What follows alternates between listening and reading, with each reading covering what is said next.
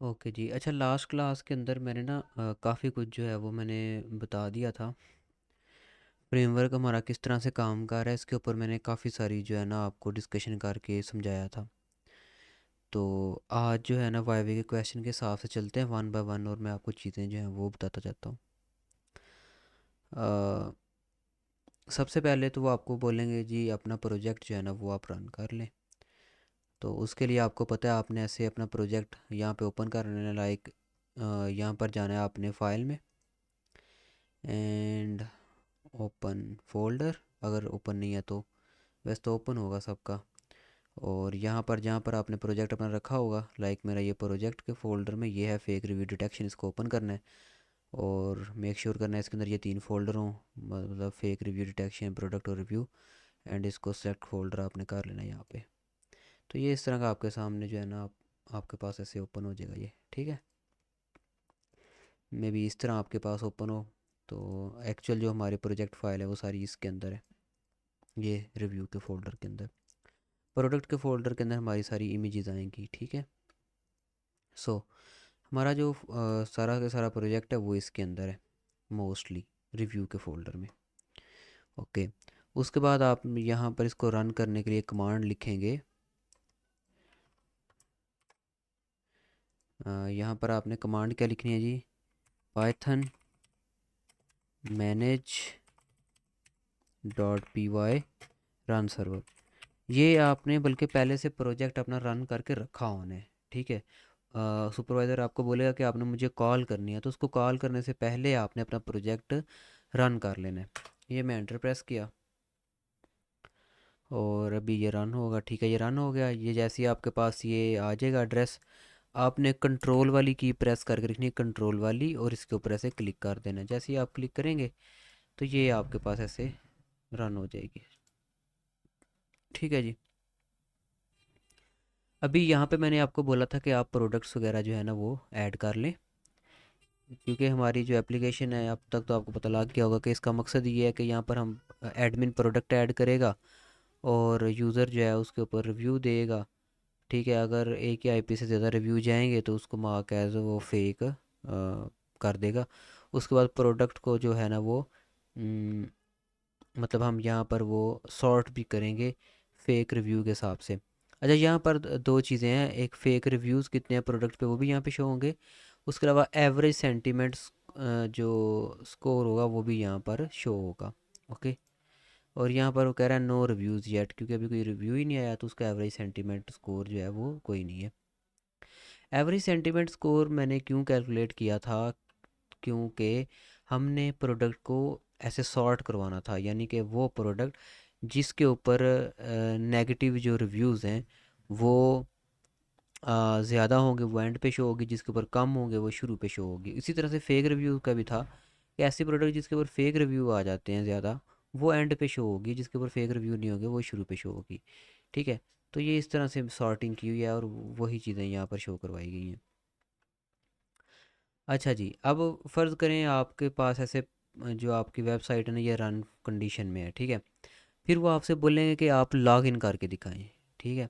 आपने आ जाना है यहाँ पर लॉगिन के बटन के ऊपर आपने क्लिक करना है, और जो भी आपने अपना अपना लॉगिन बनाया हुआ है वो आपने यहाँ पर लॉगिन कर लेना है, ठीक है।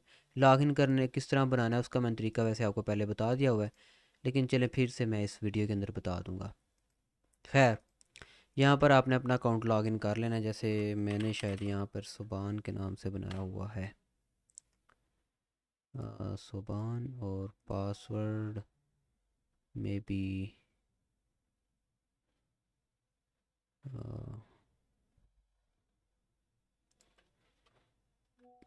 क्या हो सकता है, पासवर्ड यूज़र $100 आई थिंक यही रखा था मैंने।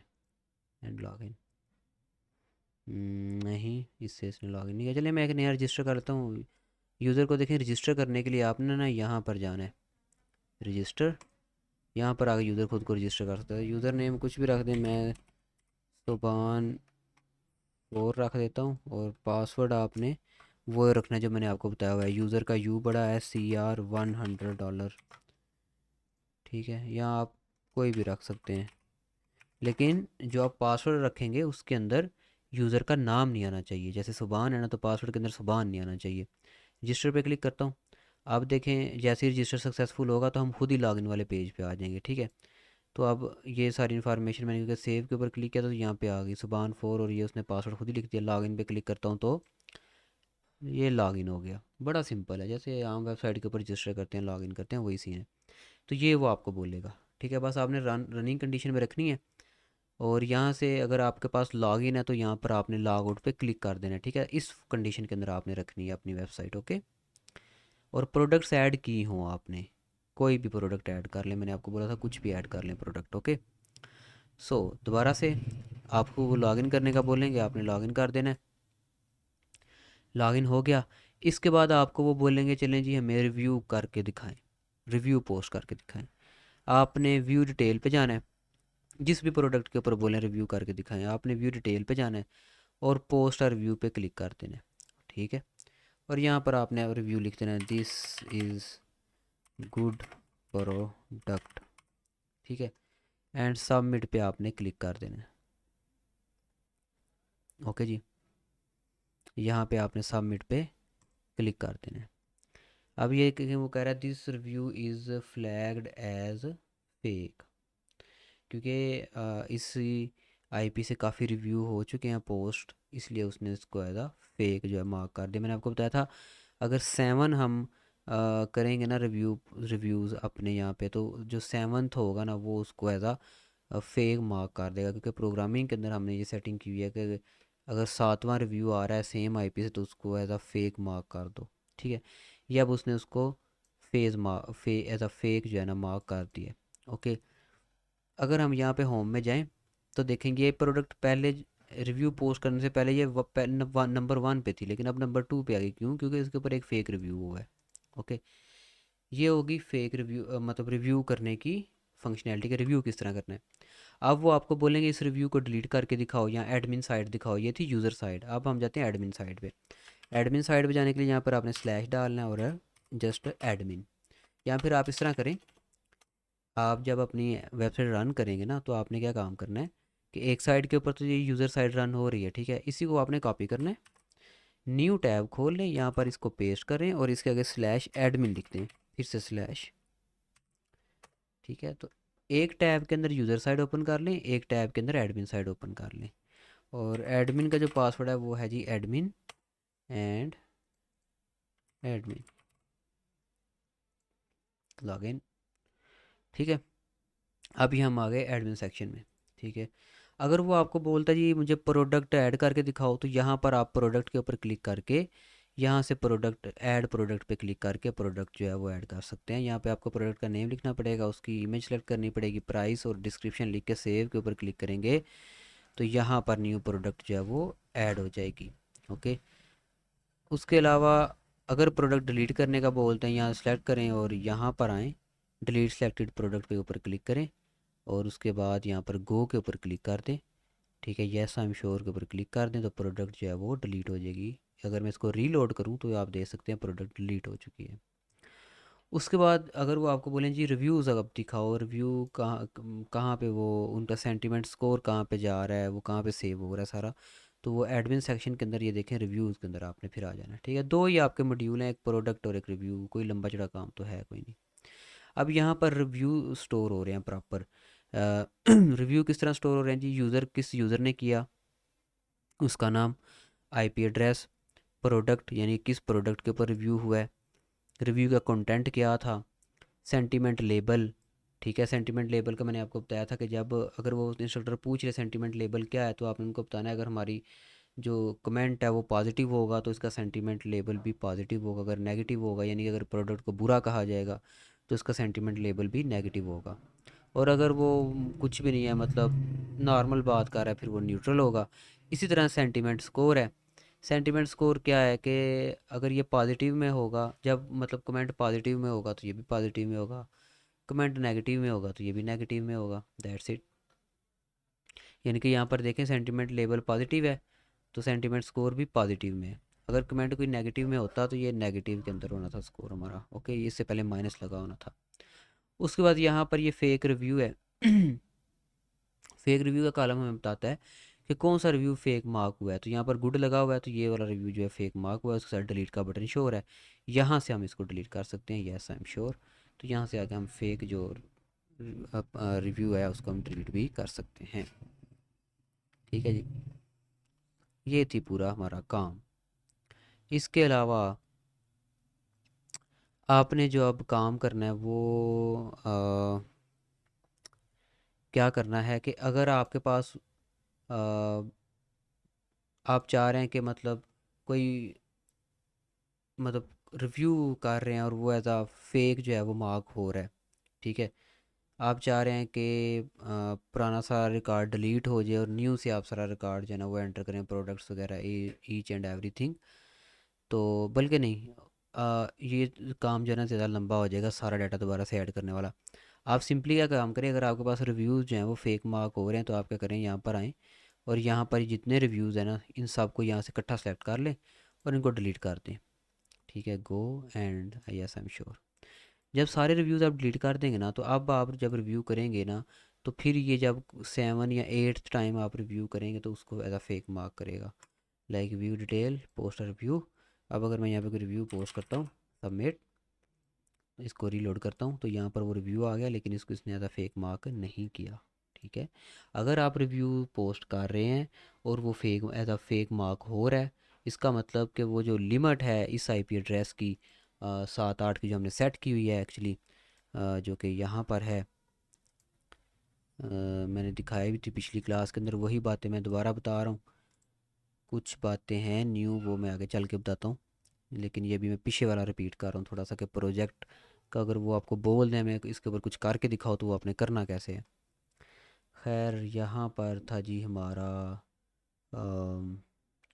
Model dot p y. Model dot p y के अंदर वैसे हमारा जो टेबल वगैरह होते हैं, डाटा टेबल, उनका कोड होता है बस, लेकिन यहाँ पर ही मैंने एक फंक्शन लिखा था, ये है सेंटीमेंट एनालाइज, एनालाइज सेंटीमेंट का आई थिंक, नहीं सॉरी, ये डिटेक्ट फेक रिव्यू। और यहाँ पर ये जो लाइन आप देख रहे हैं ना, ये ऑरेंज लाइन, ये कमेंट्स हैं जस्ट। ठीक है, इनका कोड के साथ कोई लेना देना नहीं है।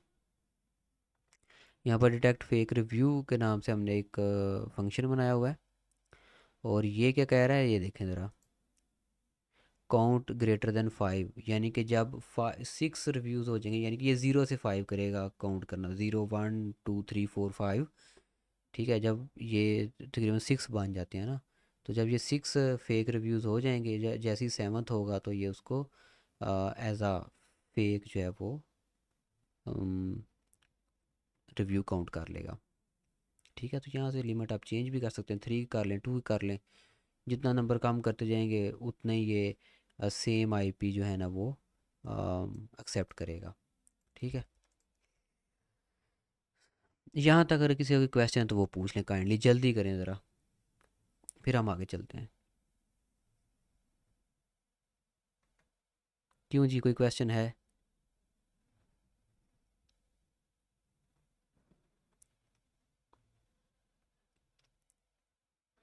चलें जी, मैं सपोज़ करता हूँ कोई क्वेश्चन नहीं है, तो हम अब नेक्स्ट मूव करते हैं। चलें अब कोड की तरफ देखते हैं, कोड किस तरह सारा काम कर रहा है। ये तो बातें होगी ना इसकी फ़िज़िकल वगैरह सारी, ये वो। अब देखते हैं कोड किस तरह से काम कर रहा है, और ये कौन सी लाइब्रेरीज हम यूज़ कर रहे हैं जो इनका कमेंट का सेंटीमेंट सारा स्कोर करती हैं, या क्या, ईच एंड एवरीथिंग। अच्छा, यहाँ पर ना हम बजाय इसके कि एक एक चीज़ कैसे काम कर रही है, हम बस किसी एक चीज़ को लेके पहले समझते हैं कि यूज़र ने लेट्स सपोज लॉगिन के पेज के अंदर अगर वो डाटा एंटर कर रहा है तो वो किस तरह से डाटा डाटाबेस में से जाके वेरीफाई हो के वापस हम लॉगिन हो रहे हैं। या रजिस्टर की एग्जांपल ले रहे हैं कि जब यूज़र रजिस्टर का अपना डाटा एंटर करता है तो वो किस तरह से डाटाबेस के अंदर जाता है। ठीक है, अगर हमने ये समझ लिया तो समझ लें कि हमारा हमने पूरा प्रोजेक्ट ही अपना जो है ना वो समझ लिया। ओके, तो यहाँ पर आ गया हमारा प्रोजेक्ट। अच्छा, मैंने आपको बताया था कि ये हमने बनाया है जेंगो में। जेंगो फ्रेमवर्क है जी पाइथन का। ठीक है, और ये काम करता है MVT पे। ये भी वैसे पहले मैं बता चुका हूँ, लेकिन फिर से मैं बताता हूँ। मैं ज़रा वाइट बोर्ड ओपन कर लूँ यहाँ पे, उसके ऊपर बताना ज़रा आसान होता है। ऑनलाइन वाइट बोर्ड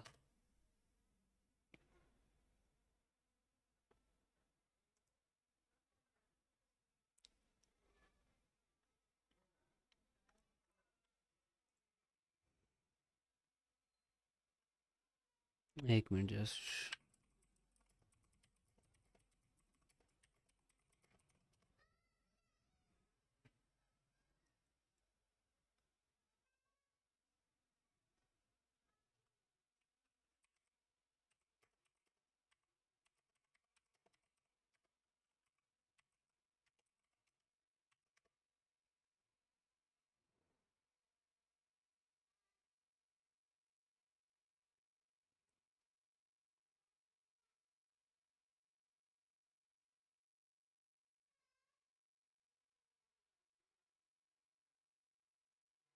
जस्ट मैं ये लॉगिन कर लूँ इसके अंदर।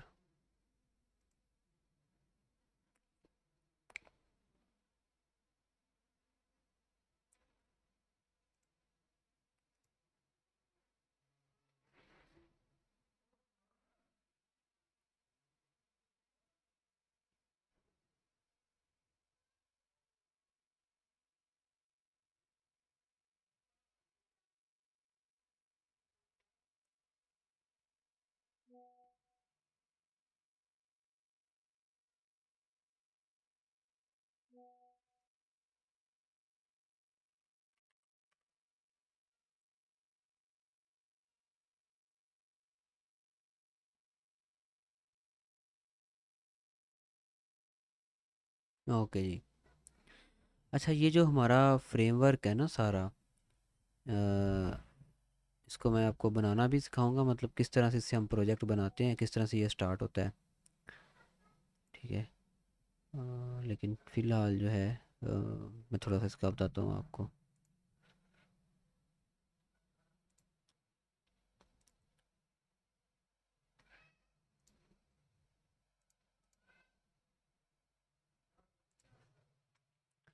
तो यहाँ पर जो है ना, ये काम करता है MVT पे। ठीक है, यानी कि इसके जो मेन कंपोनेंट ना वो ये तीन है, MVT। और ये हम देखते हैं ये है क्या। M फॉर है जी मॉडल, ये पहले भी मैंने बताया हुआ है। M फॉर है मॉडल, V फॉर है व्यू, और T फॉर है टेम्पलेट। यहाँ पर चलते हैं अब इसमें। ये देखें, ये आ गई मॉडल की file, model dot P file. तो और भी इसके अंदर बहुत ज़्यादा है, लेकिन जो मेन फाइल है ना वो ये तीन है, मॉडल, व्यू, ओके, और टेम्पलेट। ये फोल्डर है टेम्पलेट। व्यू और मॉडल फाइल्स होती हैं पाइथन की, ये पाइथन की फाइल है। ये फाइल जिनके आखिर के ऊपर डॉट पी वाई आ रहा है ना, ये पाइथन की फाइल है। ठीक है, और ये फोल्डर है हमारा टेम्पलेट का।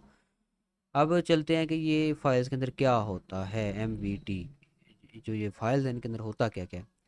टी के अंदर हमारे simply H T M L के पेजेस होते हैं, यानी कि फ्रंट एंड के पेजेस होते हैं। ठीक है, इसके अंदर आ गए हमारे फ्रंट एंड के पेजेस। ओके, यो यानी कि जब वेबसाइट रन हो रही होती है तो उसके अंदर जो भी हमें नज़र आ रहा होता है, उसका फ्रंट एंड जो डिज़ाइन वगैरह नज़र आ रहा होता है, वो होता है टेम्पलेट। और वो होता है टेम्पलेट के फोल्डर के अंदर। वो सॉरी, वो H T M L file होती है, वो टेम्पलेट के फोल्डर में होती है। लेकिन अगर मैं यहाँ पे जाता हूँ, टेम्पलेट के फोल्डर के अंदर मज़ीद दो फोल्डर हैं, रजिस्ट्रेशन एंड रिव्यू के। तो इसके अंदर ये आप देखेंगे H T M L file आपको मिलेगी। ठीक है, यहाँ पर base dot H T M L है एक। इस base dot H T M L वो है, इसके अंदर नेव बार हम रखते हैं, क्योंकि नेव बार हमने पूरी वेबसाइट के अंदर शो करना होता है। जैसे यहाँ पर अगर मैं आपको फिर से एग्जांपल दूँ एक,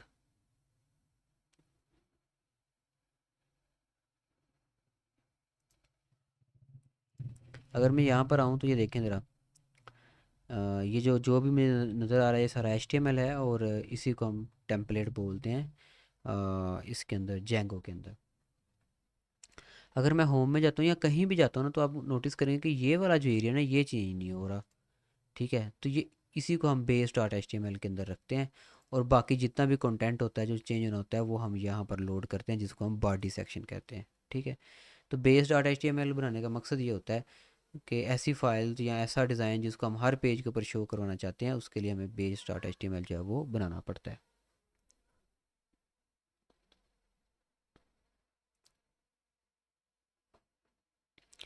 ठीक है जी, उसके बाद ये मैंने अभी आपको मतलब बताया है जी, टी का यानी कि टेम्पलेट का। ओके, ये होता है हमारा फ्रंट एंड। एम से क्या मुराद है, एम से मुराद होता है हमारे मॉडल, यानी कि मॉडल डॉट पी वाई। अब मॉडल क्या चीज़ है। देखें, पर्सन की इन्फॉर्मेशन अगर मैंने स्टोर करनी है तो उसके लिए मुझे पर्सन का टेबल बनाना पड़ेगा। अब जैसे हमने रिव्यूज़ भी स्टोर किए हुए हैं ना, ठीक है, रिव्यू की इन्फॉर्मेशन स्टोर की है, जैसे यहाँ पर अगर आप देख सकते हैं, अ,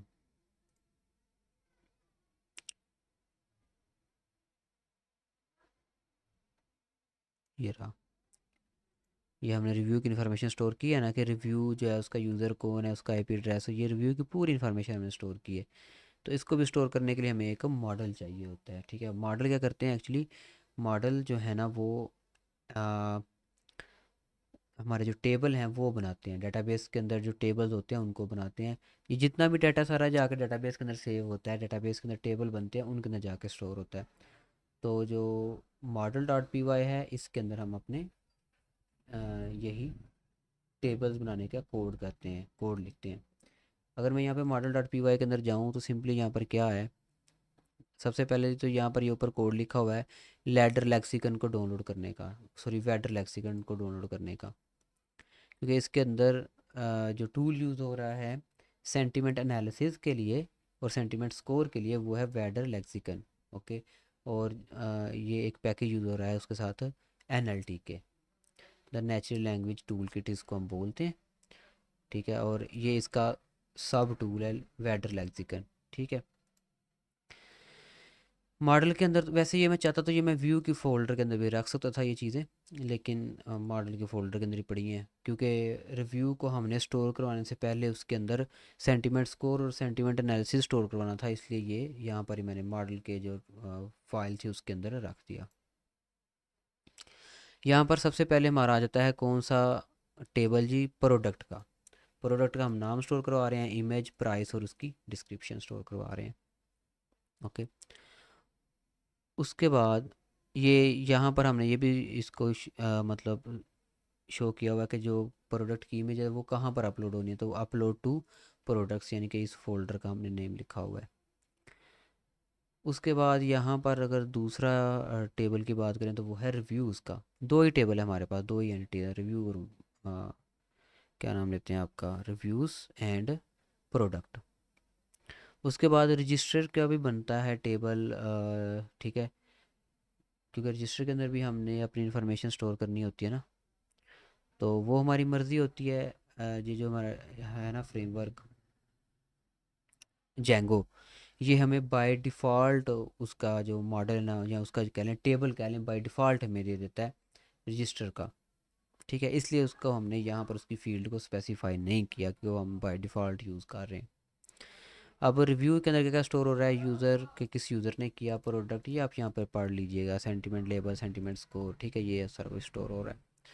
उसके बाद क्योंकि रिव्यू जब स्टोर होना था ना, तो इसके अंदर सेंटिमेंट स्कोर, सेंटिमेंट लेबल, ये वगैरह इसके अंदर ऐड होने थे। तो ये मॉडल डॉट पी वाई की फ़ाइल के अंदर ही मैंने जो है ना ऐड कर दिया सारा।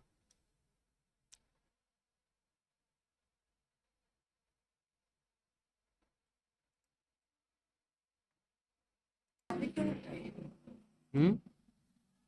बंद क्यों हो जाता है, बंद क्यों हो जाता है, पहला से चलो सुबह बंद है।